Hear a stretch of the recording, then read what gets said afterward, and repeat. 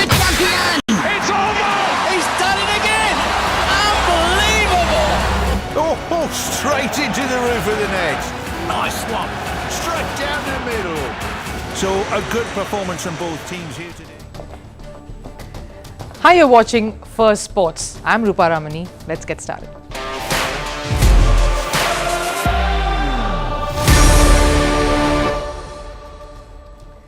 Now, when it comes to cricket, there is no bigger brother than India. They have the lion's share when it comes to financial profits. You all know about it.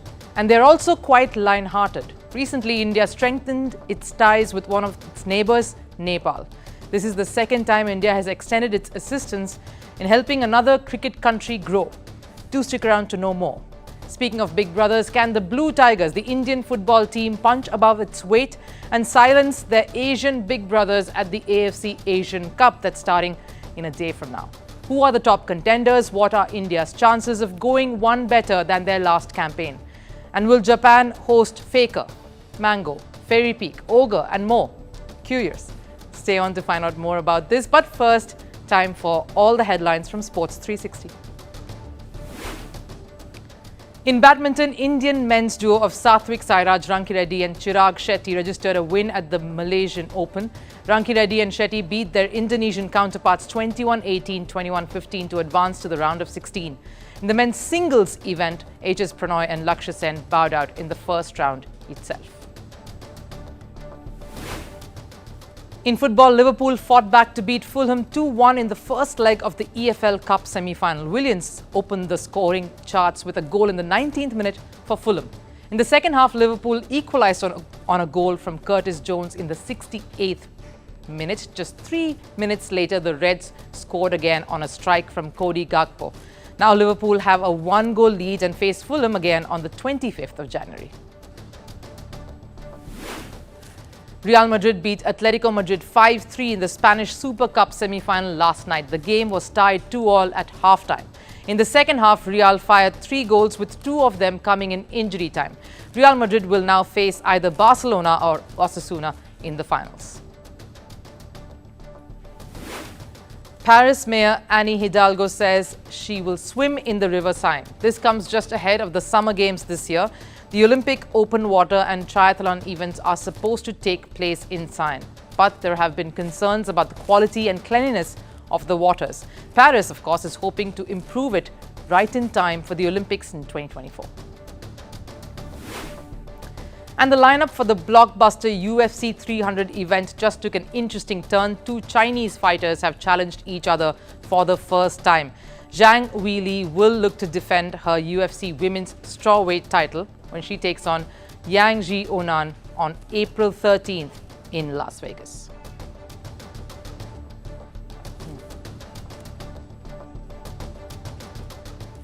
Now, Nepal cricket captain is in the news. No, I'm not referring to the infamous news of their former captain Sandeep Lamichhane. He even featured in the Indian Premier League and is now facing a jail sentence for a rape case. No, what I'm referring to is a positive story. I'm talking about their current cricket captain Rohit Paudel. He is ecstatic and he and his team cannot wait for the next phase. What are we referring to? Well, recently, India's Foreign Minister Dr. Jaishankar visited Kathmandu, the capital of Nepal. This was during the first week of January. He was invited by his opposite number, the Foreign Minister at Nepal, NP South, for co-chairing the 7th meeting of the India-Nepal Joint Commission. During this visit, Jaishankar is said to have met with the Nepal Cricket Team. He shared pictures of that meeting, which went well, and now an overjoyed Rohit Paudel has revealed that S. Jaishankar, on behalf of the country and the Cricket Board in India, has offered massive support and assistance to Nepal cricket. How so? It was a pleasure to meet him because he himself called us. He was very happy to meet us. He congratulated us on being selected for the World Cup, and he talked about what support we can get from the BCCI in the coming days. This was speaking to the media back home. The support the Nepal cricket captain is referring to, of course, is providing home ground assistance, basically a venue, facilities and the right infrastructure to train and play competitive cricket in the future. That is tremendous because India is a financial superpower when it comes to cricket. The reports of revenue sharing that came out last year is proof of that. But the most important aspect is that India boasts of a fabulous infrastructure that has surpassed many other top cricket countries around the world. Just to give you an example, there are 48 cricket venues in India that have hosted at least one international match. Rohit Patel, of course, couldn't contain his excitement, and rightfully so. It makes a big impact. You get to play in different conditions there. There are different wickets. It's a big advantage to play with the team there. Now, what does this mean and what are the implications of this? Nepal as a cricket team have made some rapid strides in the last year. And even though the results didn't quite go their way at the Asia Cup, the scoreboards don't tell the complete picture. For a country where the amount of international cricket they've played in a whole year amounts to the number of Asia Cup appearances that India men's team has made overall, the number is 6. They indeed put up a tough fight, especially against eventual winners India. In fact, pictures from the dressing room of the Nepal cricket team after the match was most endearing. When Virat Kohli and Hardik Pandya went over, taking pictures, signing some accessories and chatting with the young starry-eyed Nepal cricketers. The ties between the players of the two teams is indeed heartening to see. And now this move by India to offer a home ground strengthens it further. They've had some memorable runs, of course, over the last year. As we mentioned, Asia Cup was just one of it. They had to qualify for the Asia Cup. They, of course, then made it through to the Asian Games, where they made it to the quarter-final stage. They've had an illustrious year, and they're fighting to make it better. And India has done this before. And it's great we remind you of it, because on the day both countries kickstart their short T20 international series here in India. I'm of course talking about Afghanistan. The country in fact became an ICC associate member in 2013 on the insistence of BCCI, or the Board of Control for Cricket in India, which led to a significant increase in funding.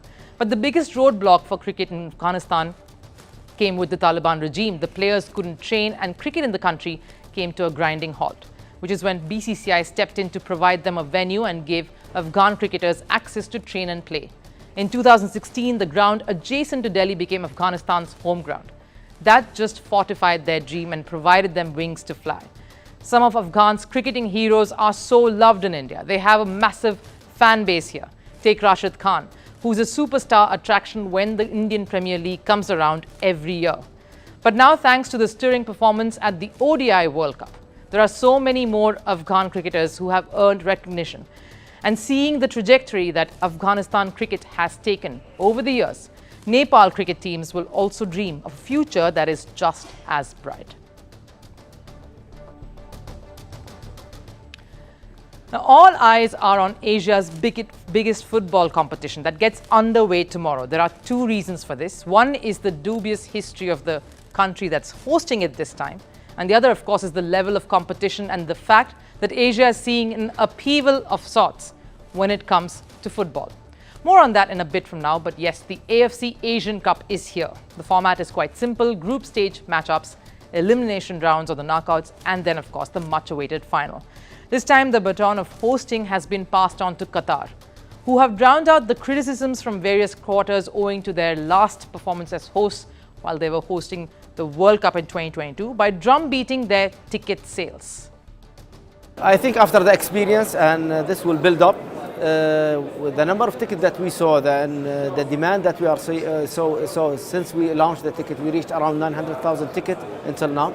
I don't think that it will be a big difference. The good experience for the fans that they had during the World Cup encouraged the fans and the other fans to attend and enjoy the atmosphere. The hosts will play the tournament opener against Lebanon in the Lusail Stadium. It's where the final will also take place on the 10th of February. And there is big money to take home.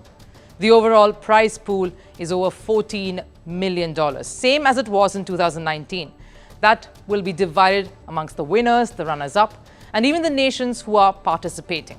The format, as we've said, is simple. The group stage till the 25th of January, and of course then the final. So what's at stake in this big brawl? The AFC Asian Cup is a stage where Asian countries look to establish themselves in global football. And especially after the World Cup in 22, where Asian football teams punched above their weight, a lot is expected in this edition from these countries. The teams that made it till here went through rigorous qualifications.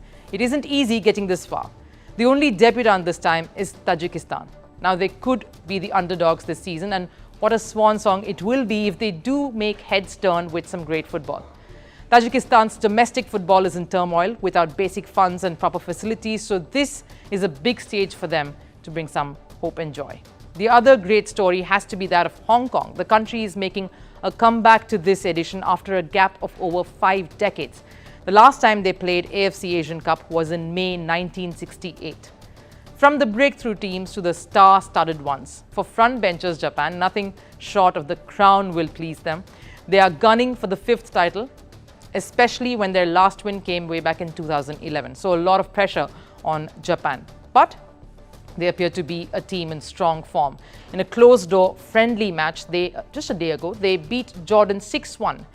Their coach Hajime Moriyasu has reshuffled the side. Only 14 players from the 26 who played in the FIFA World Cup in 2022 remains in the squad. They open their campaign against Vietnam. Then, of course, comes a team that carries the hopes of many, caught in the power politics of the world amidst a war. Their national football team is in Doha, trying to spread some joy back home through the beautiful game.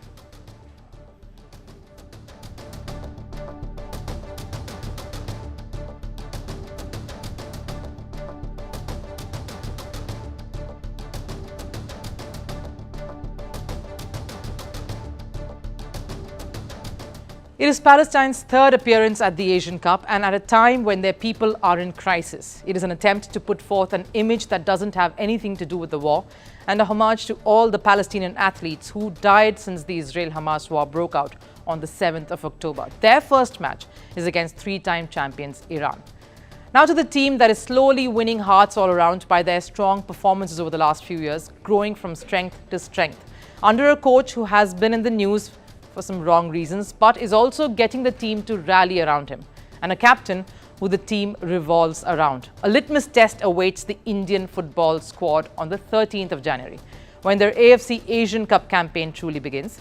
It's their 2nd consecutive appearance. That itself is a huge deal, to make it to the AFC Asian Cup twice in a row, and it's the 5th time overall. But at 102 rank, India is the lowest in its group, and coach Igor Stimac will have a David versus Goliath task to overcome all of this. Stimac has lost 3 of its first team regulars, Anwar Ali, Ashik Kurunian and Jeekson Singh, all of them sidelined due to injuries. Now the Blue Tigers start against Australia, who are the 2015 champions. Now when India played Australia in their opener back in 2011, they suffered a 4-0 loss, but that holds little significance as a decade has passed. Yet 2 players from that team are there in this current setup. No prizes for guessing. They are also the most seasoned ones. Talismanic captain Sunil Chhetri and goalkeeper Gurpreet Singh Sandhu. Their leadership will play a huge role in the next few weeks. India's tryst with the AFC history doesn't bring back too many happy memories though. They have managed to qualify only on 4 occasions before, in 1964, 1984, 2011, as we mentioned, and of course 2019. This is of course the next consecutive time from then. They failed to move past the group stage on every occasion, barring 1964. When Harry Wright took over the Indian side, he coached the team to its best finish in the history of Asian Cup. They finished runners-up after losing to Israel eventually. Sunil Chhetri himself admits it is a monumental challenge, but one that they are better prepared to tackle this time. It's a massive tournament for us, purely because we get to rub shoulders with the best in Asia. Teams like Australia and Uzbekistan are probably of the World Cup level, so you can test yourself against them. What is sure is that we have improved in the last 7 to 8 years, but then you play them and you see how far you are, and how the tempo of the game is. It's just important to play your best, and generally, it's a good marker for the nation to test where we are. India's target for this AFC Cup should be to avoid 3 defeats. 3 losses and chances to move on to the next round diminishes significantly. Chhetri, who is India's highest goal scorer and has been so far for the last 10 years, will be a huge factor. The coach, Stimac, seems realistic. He says despite the camp and the practice, it wasn't enough to expect miracles here. Faker, Fairy Peak, Mango, Scump, Ogre. No, I'm not narrating a set of fairy tale characters for you. If you are into esports, then you know who or what I'm talking about. But those who are curious, do stick around.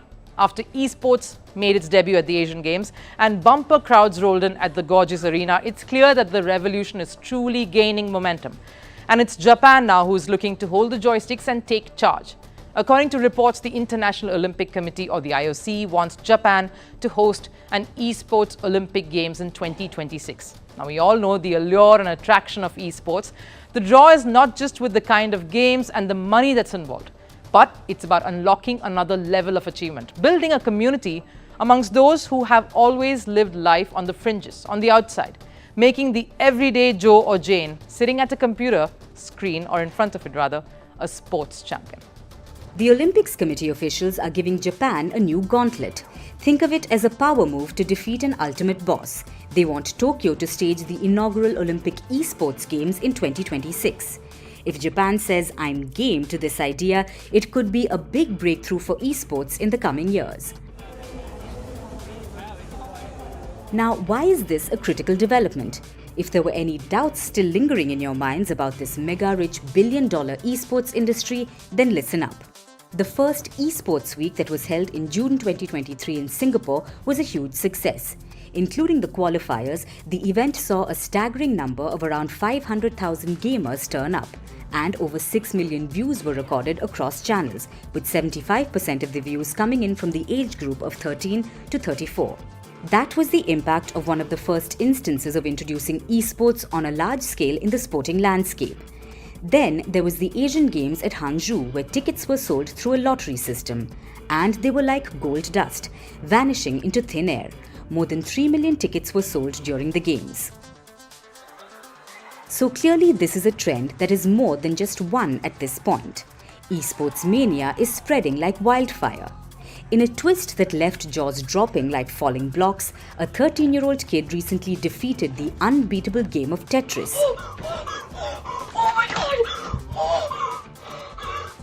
It made the world go, did that really happen? That wasn't just a win, it was a peek into the wonders left to be discovered in the virtual gaming realm. This year could see a significant leap into the digital arena. Saudi Arabia has already tapped into the gaming market. They launched the Esports World Cup. During the 141st IOC session held in India last year, President Thomas Bach said there are 3 billion people. That's right, 3 billion people who are involved in gaming, and over 500 million are interested in esports. In Singapore, we saw proof that our holistic approach is working. We successfully brought together the Olympic and the esports communities. This was a promising start. But it is just that, a start. It is like in any other sport. After even a promising start, the real race still lies ahead. Esports is a way to get all the people who have been outsiders into the sporting world. Get into the center. Build a community that is of the nerds who are becoming just as cool. The money is huge, but so is the attraction to not just be one of the gamers, but to follow them too. Say hello to the esports boom. Time to wrap up Firstpost today, but before we go, we bring you our last serve. Bundesliga champions Bayern Munich gave a very, very special tribute to one of their own, Franz Beckenbauer, who passed away just some days ago.